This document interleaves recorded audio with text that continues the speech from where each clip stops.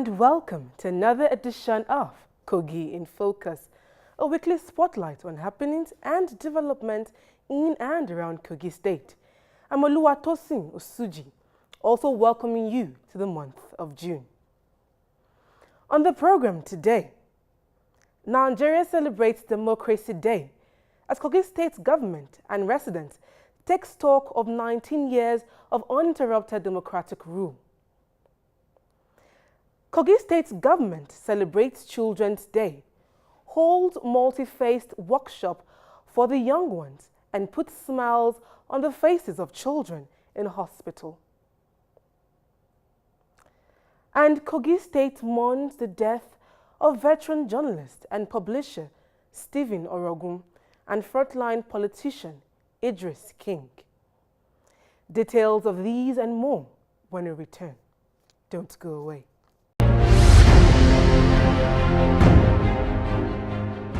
Welcome back. The Kogi State government sent a congratulatory message to the people of Kogi State and Nigerians at large as the nation celebrated the 19th year of the present democratic dispensation in the country last Tuesday. In a message released by Governor Yaya Bello through his Director General of Media and Publicity, Kingsley Fanwo, acknowledged that the country ought to have achieved much more in the last 19 years. He, however, said Nigerians should be proud that the country continues to extend its longest period of multi-party democracy since independence, describing the various transition of government at all levels as worth celebrating. The governor thanked the people of the state for trusting in his ability to steer the ship of the state and promised to continue to deliver the dividends of democratic governance.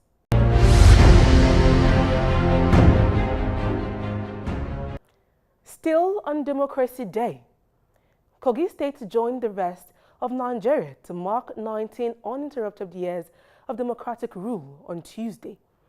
Although the day was devoid of the usual fanfare, residents of Nigeria's confluent state still bared their minds on how democratic governance has impacted their lives, especially in the last 3 years.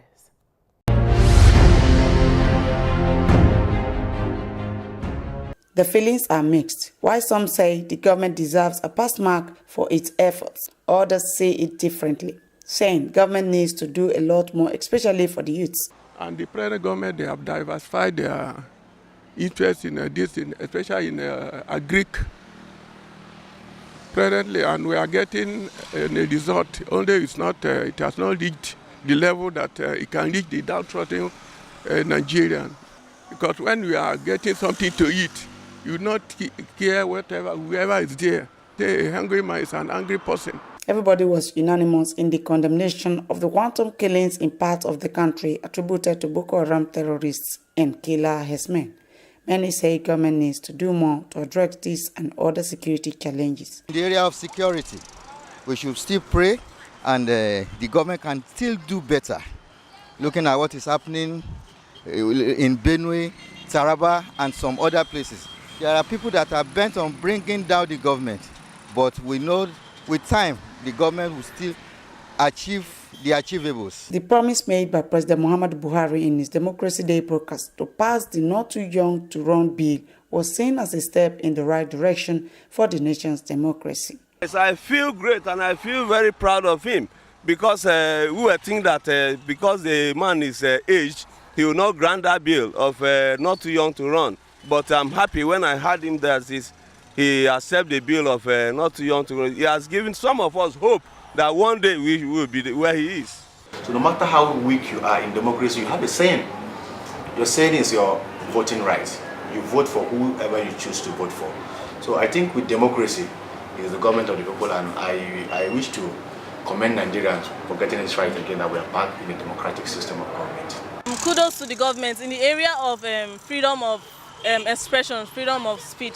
Nowadays in social media, you see our youths, insulting the government or saying negative things about the government. But instead of, attacking back like in the days of the military, they, put in positive energy and make it, good out of it. So I just want to say kudos to the government and happy Democracy Day. The Kogi state capital, Lokoja, was like a ghost town with a very light vehicular and pedestrian movement. This suggests most residents used the opportunity of the public holiday declared to catch some rest.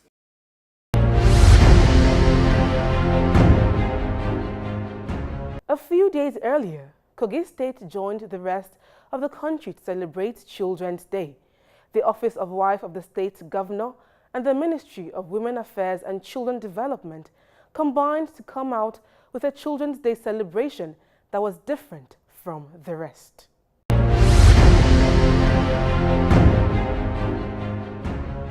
Parents were told to build and maintain healthy relationships with their children and ensure that they stay on the path of progress. Kogi Women and Youth Advancement Foundation, the pet project of Our Excellency Ms. Rashida Bello, have boundless interest in the welfare of children and lays much emphasis on the need for children to be well catered for, and it gives us great joy whenever we have the opportunity to impact on the life of any child. It is also pertinent to note that the good health and well-being of Kogi State children remains a top priority in the new direction agenda of His Excellency Alhaji Yahya Bello. Commissioner for Women Affairs Bolanle Ampweton said, if the nation must build successful and positive leaders in nearest future, then parents and teachers must positively shape children's morals, characters, and attitudes. The society at large must also step up their game to meet up with the reality and dynamism thrown up as a result of technology, religious tolerance, radicalism, perverse mentors, and other social evils. It was an opportunity for children to unwind. Protection right. All decisions that affect me as a child must be taken in my best interest and protect me from harm, such as indecent and inhuman treatment, sexual exploitation, drug abuse, child labor, torture, maltreatment, neglect, discrimination, trafficking. Right to unborn of protection. A child should be protected from any form of harm.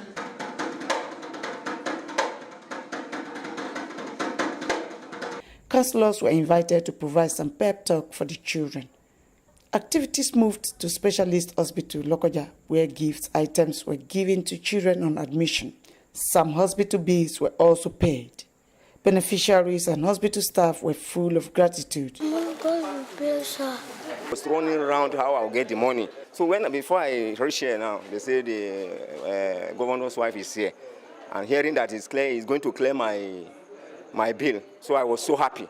So on behalf of the Care Services Management, we appreciate the Governor, Excellency Yahya Bello, for his good gesture in remembering our children in care services. This year's celebration was definitely a departure from the norm. Top government officials explained why. Malaria kills children faster these days, even faster than the HIV, because some of them don't even know that it's malaria they have. You take them to the hospital or you just go and buy drug and we don't treat properly. So those are the issues we try to discuss with them. Then there's need for them to breastfeed these babies. We're in the maternity ward and we see that some of them, we see the newborn babies. Instead of wasting money to buy food sometimes, baby food and this thing, breast milk is the best for the children. So if these children are well fed, it will, it will reduce the incidence of being sick, and it will reduce the infant mortality rate. As parents, we should be able to make out time for our children and not leave them at the mercy of maids and relatives and bad peers that might probably influence them to do things that are not right in the society. My general message to children is, let's be more attentive to our parents. What you know you won't do in the presence of daddy and mommy, don't do it when daddy and mommy is not there. It was an event that had something for everybody, and the state government promises an even better deal for the children in next year's celebration.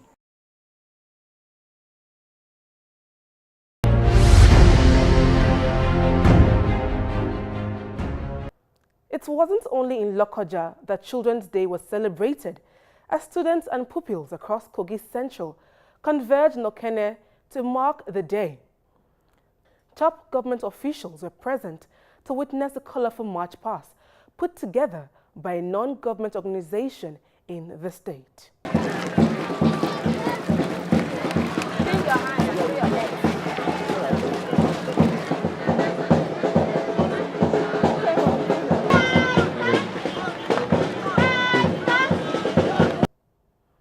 The convener of the event explained the reason for this kind of celebration. And as an NGO, we just believe that there's something we should do to contribute to the development of our society and as well support the government of the day, particularly our own government, because only the government cannot do everything. Invited government officials had words of advice for children and parents. You can see that all children they are here from various schools. What we're saying here now is that they are able to learn from each other. They are able to know how to relate. They are able to know how to work as a team. And they are able to foster peace among them. And ensuring that the morals and ethics starts from home, not from school. So both the school and the parents join hands to bring our children. Please all head school. Governor Yahya Bello was honored for what the organizer described as a dogged commitment to education development in the state.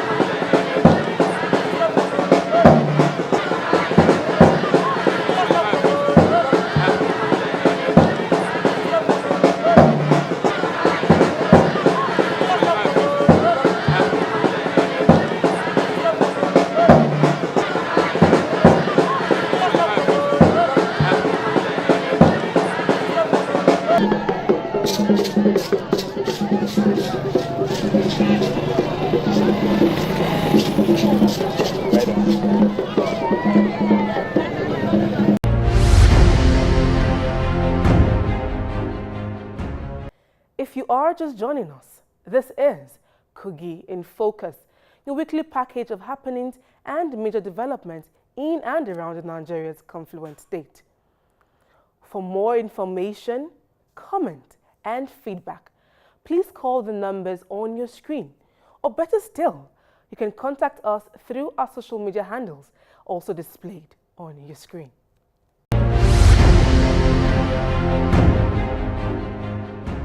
Kogi State Secretary to the government, Ayade Folashade Arike, wants young females to pay more attention to their menstrual and other forms of personal hygiene. She made the call in Lokoja during the sensitization program on menstrual hygiene organized by Heal for Africa initiative. It's something they need to increase their knowledge about, because most of them are just ignorant about what menstruation is all about. But with the lecture and the talk today, it has really exposed them to what they need to do to maintain hygiene during menstruation. The dangers of using tissue paper and cloths to steam the menstrual flow were also highlighted. You need to make sure you clean up yourself. Don't wear your pants for so many days or so many hours or your pad. All this you have to put it in mind, and as you do that, study hard. We no longer use paper, we no longer use rag, we no longer use foams. Okay, do you agree with me? Because those things are not hygienic. They are what? They are not hygienic. What it means to empower a girl, please educate us.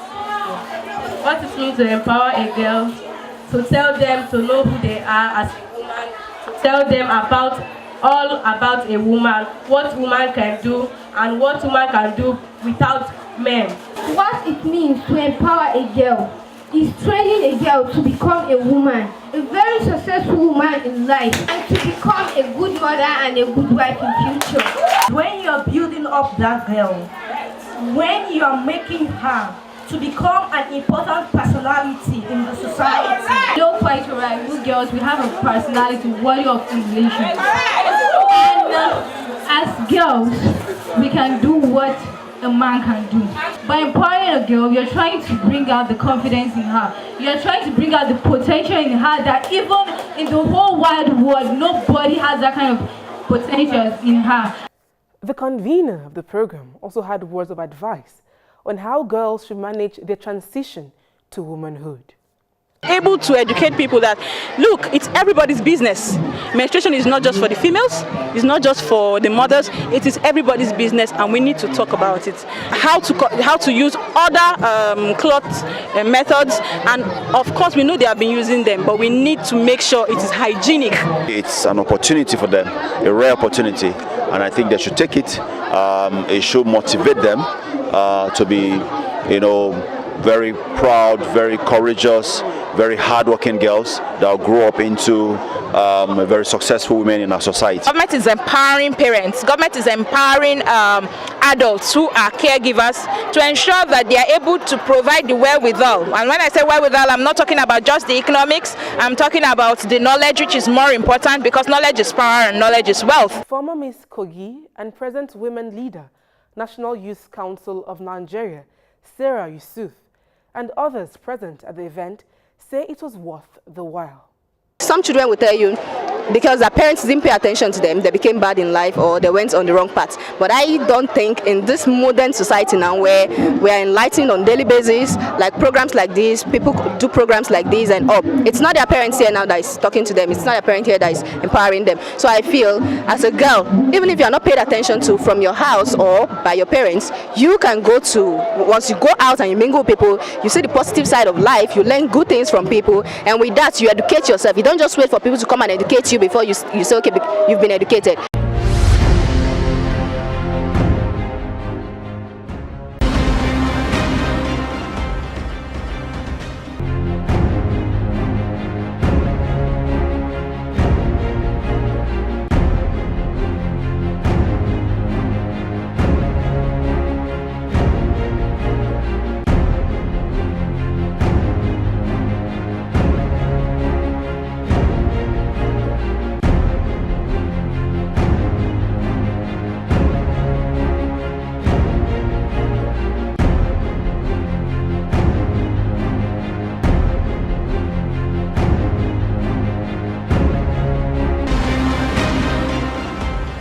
The entertainment scene in Kogi State has taken a giant step forward as the film Inikpi is set for release.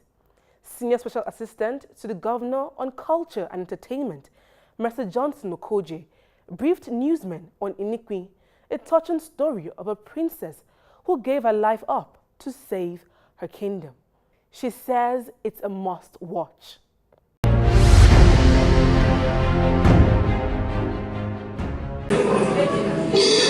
Wrong. First, they took your sister. Now they want my child. I will not let them take my child away from me. They cannot have any. They won't. No.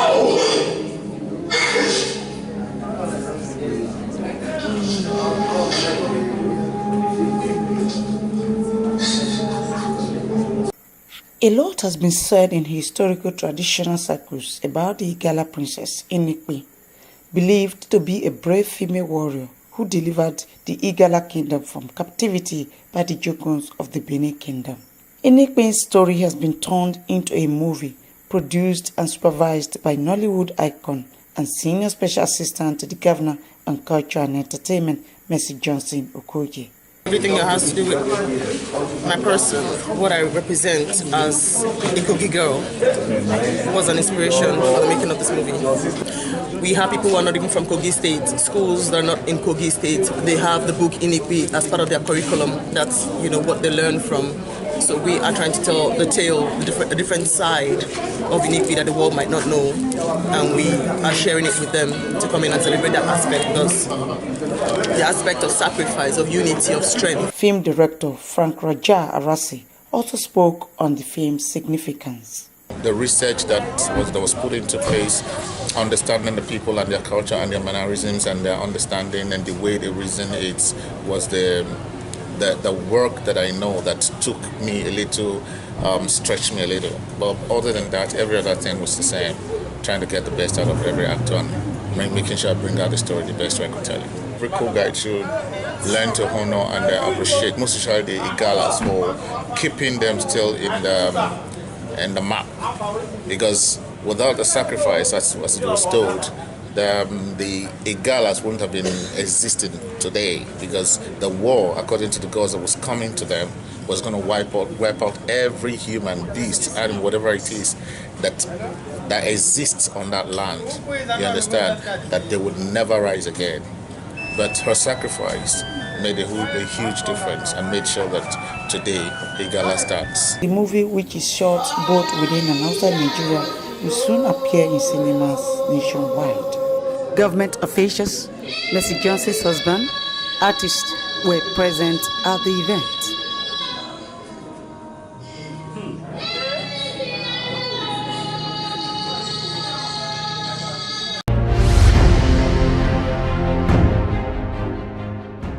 It's time for this week's views from the streets. And we're still talking Democracy Day. And we hear from the people what they think of 19 uninterrupted years of democratic rule in Nigeria. The president, he has good intentions or aims, but there is some people around him that are trying to sabotage his efforts. So I should be aware of these people, like some of them that they call themselves, saying they are cabals, something like that. So let him listen to the masses. What's democracy supposed to be? The development in democracy era supposed to start from the people in rural area, but that is not the case. They only concentrate in developing the federal capitals, the state capital, then if all social facilities are being concentrated in the capital. But it should not be so. But people in the grassroots are suffering. I'll score the achievement 50 for the federal, then 60 in the state. Because we still get there, we are practicing, we are learners, so we shouldn't blame them so much. Federal level, I can say from 1999 that democracy came to establish in this country. This present government, it is the best as from 1990 to this time, because this government, the present government, federal level, it make all the citizens to go back to self-employment. So in the state aspect, especially this our Kogi government, achievement that we have in this Kogi state, it's about in a security aspect, is very high. We started it. That was in the year 1999 when then head of state, His Excellency Olusegun Obasanjo, he was the one who started it. And all of us from Kogi State, by the special grace of God, very large number of us, we traveled to Abuja to witness it for the first time in the history of Nigeria. And since that time, it has been coming on annual basis. So we thank God that this has been happening. So it's progress to the people of Nigeria, Kogi State in particular. Really is a good idea, because not too young to run bill gives the youth the opportunity to contest on any election. Our youth that don't have any work doing now, they are into farming, and with that they are progressing. My advice to government is government should try to help the farmers in their farming with their farming equipment and fertilizer to improve the growth of their crops. Kogi State Governor Yahaya Bello has expressed shock over the death of Stephen Orogun, journalist and publisher who died in the early hours of 24th May 2018.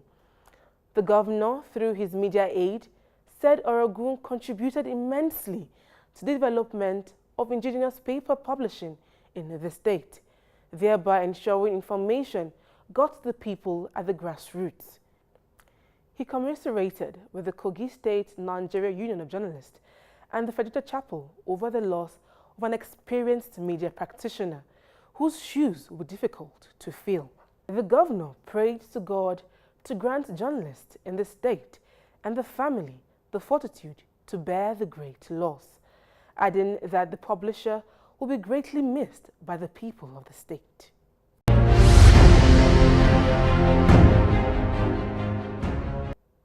Within the same week, Kogi State Governor Yahaya Bello also received news of the death of leading Kogi State politician Idris King. He expressed shock at the death of the man he described as a political stalwart and a staunch advocate of the state government's new direction blueprint. Governor Bello, who was at Idris King's burial ceremony in Okene, said the town, state, and nation has lost a bridge builder and a philanthropist. To the entire Ibera people and Kogi State in general, and of course to all of us, his children. He is a father, a benefactor, a philanthropist, a kind man, very trustworthy and a truthful human being. May Almighty Allah forgive him his sins and grant him Al-Jannatu Firdausi. And may Almighty Allah give us the fortitude to bear the irreparable loss. Governor Bello said he will miss King for his political sagacity, foresight, humility, and commitment to peaceful causes. Governor Bello prayed Allah to grant eternal rest to the soul of the departed leader. 71-year-old Idris King was the chairman of the APC Elders Forum in Kogi Central before his death on Saturday, May 26th, and was buried according to Muslim rites the following day.